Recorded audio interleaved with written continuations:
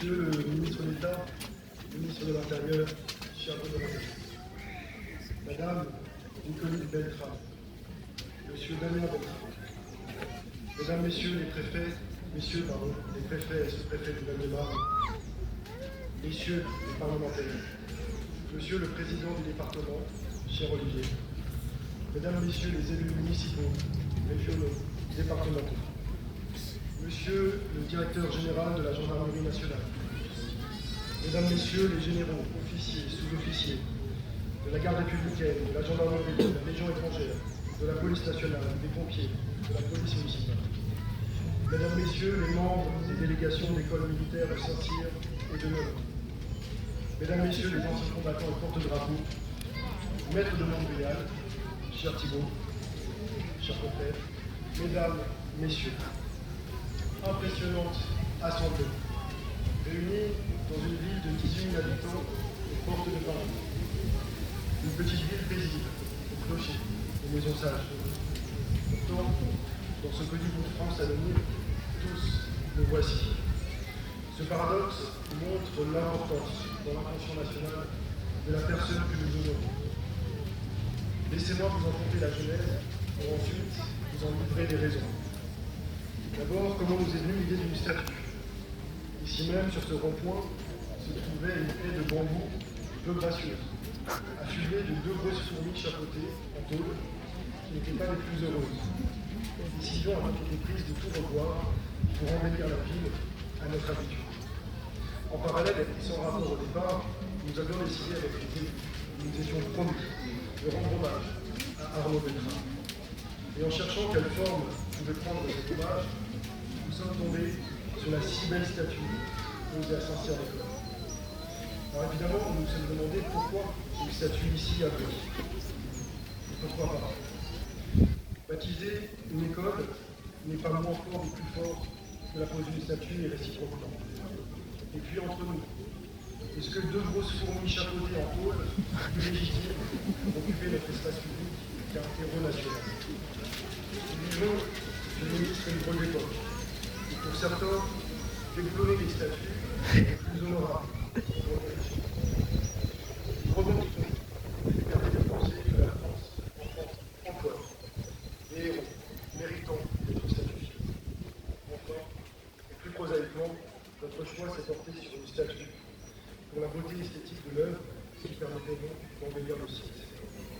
Et cela faisait sens, cet hommage ici, à la croisée des écoles du quartier, devant la chapelle aumônière, à l'entrée des colonnades du square de l'Âtre de Tassigny, cher Benoît.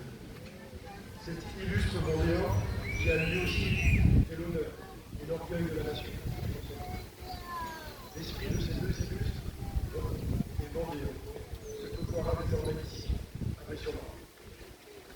Saluons ensemble le travail remarquable de l'artiste Jean-Baptiste Esseper, qui est parvenu à donner vie au bronze pour donner corps à un hommage qui s'inscrira dans les siècles avec ce métal impérissable.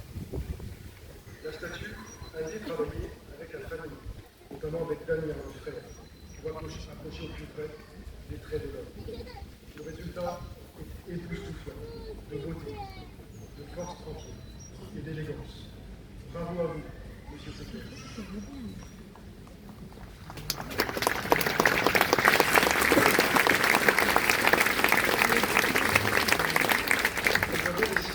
D'entourer la statue de végétaux qui, au gré des saisons, feront jaillir, vous voyez, le bleu, le blanc et le rouge, de l'emblème national si cher au colonel Beltrame.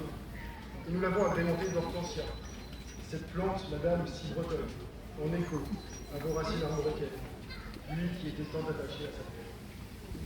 Je profite pour ce propos liminaire pour remercier les agents municipaux pour leur travail remarquable et les 25 mécènes qui ont permis cette belle réalisation.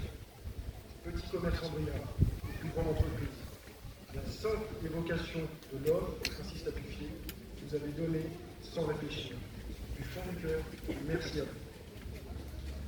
Monsieur le ministre de l'Intérieur, votre présence montre l'importance de leur honneur. Tout comme celle de vous autres, les militaires qui avaient décidé de venir en masse pour honorer votre frère d'armes tombé au combat, en héros. Il en va de même avec le près d'un demi-millier de communes qui lui ont déjà rendu hommage, en baptisant des rues, des casernes, des écoles, des collèges, lycées, places, parcs et jardins. Autant d'hommages pour un homme en si peu de temps, c'est un fait inédit, depuis la fin de la Seconde Guerre mondiale.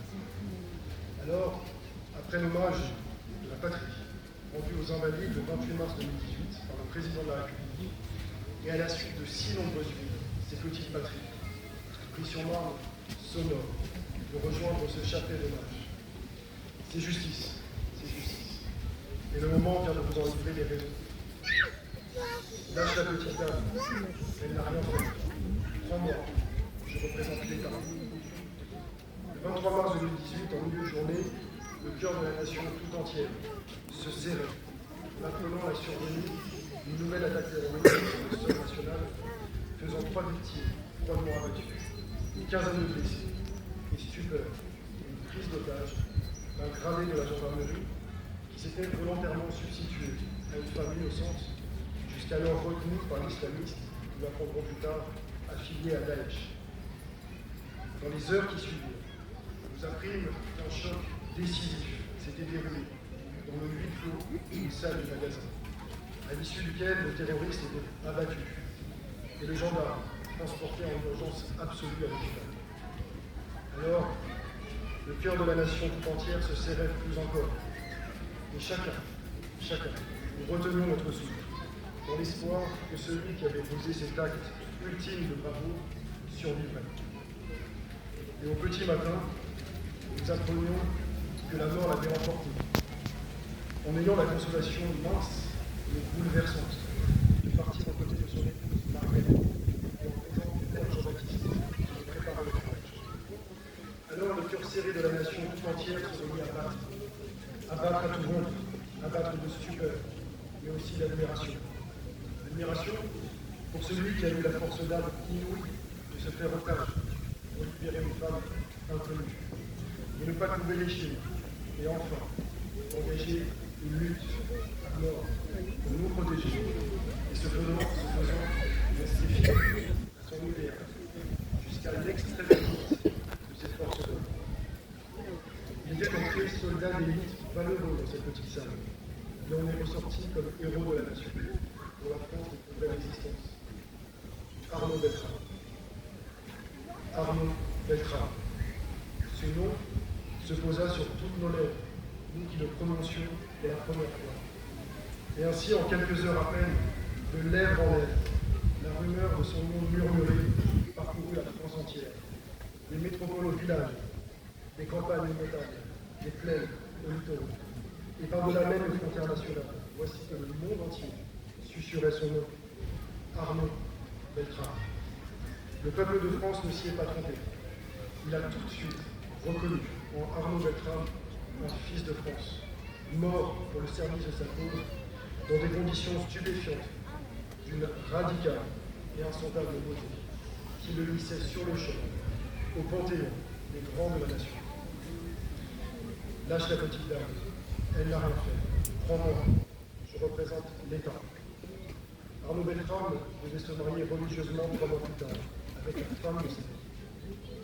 Pourtant, il a eu le courage vertigineux de prononcer ces mots, pour sauver la vie d'une femme inconnue, avant de livrer l'assaut final.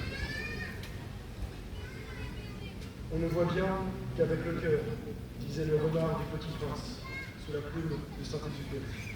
On ne voit bien qu'avec le cœur.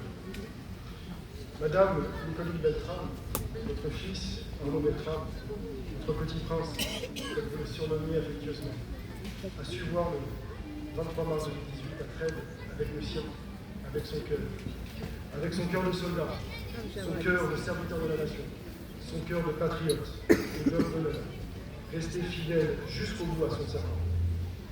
À cette seconde, il n'était plus seulement votre petit prince, madame, ou votre grand frère, monsieur. À cette seconde, il devenait l'espérance de tous les Français. L'espérance et les désespoirs surmontés selon Bernanos. Et oui, face au désespoir qui pouvait nous affliger, après tant et tant d'attaques terroristes, Arnaud Beltrame est devenu le symbole de notre espérance. Celle de toujours voir se dresser des hommes de bien, pour entraver la marche du mal. Car au fond, Monsieur le ministre, c'est de cela qu'il s'agit. Qu'il s'agit. Face à la menace islamiste qui veut renverser notre art de vivre civilisationnel de façon violente ou insidieuse, ayons une lucidité totale, une détermination implacable.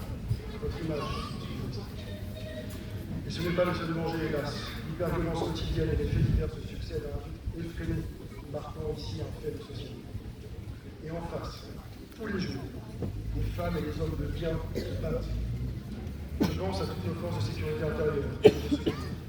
Mesdames, Messieurs, vous êtes le bouclier de la nation. Soyez-en remerciés. Et je demande s'il vous plaît au public de bien vouloir les applaudir.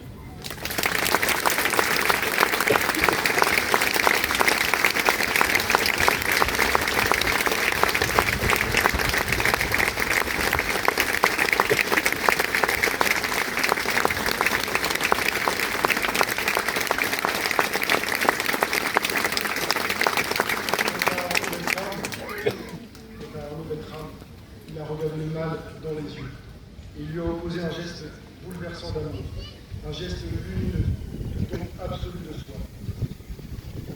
L'idéal plus grand que soi. L'idéal d'une civilisation qui a enfanté l'esprit chevaleresque et l'amour pour toi, auquel il était tant attaché. L'idéal qui aime et protège les femmes innocentes, qui aime et protège les plus fragiles, qui aime et protège les gens honnêtes. Arnaud Beltrame incarne au plus haut degré cette noblesse du soldat français.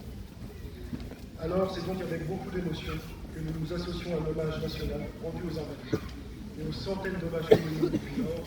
C'est justice. C'est justice et j'en finirai par là. Et c'est le maire qui le parle. Cela doit tous nous rassembler. Les valeurs patriotiques et humaines incarnées à un paroxysme par Arnaud Beltrame transcendent tout. Opinion politique, philosophique, religieuse, origine, classe sociale. Tous, nous devons reconnaître son geste la primauté absolue de l'amour du prochain contre la haine et l'absolue nécessité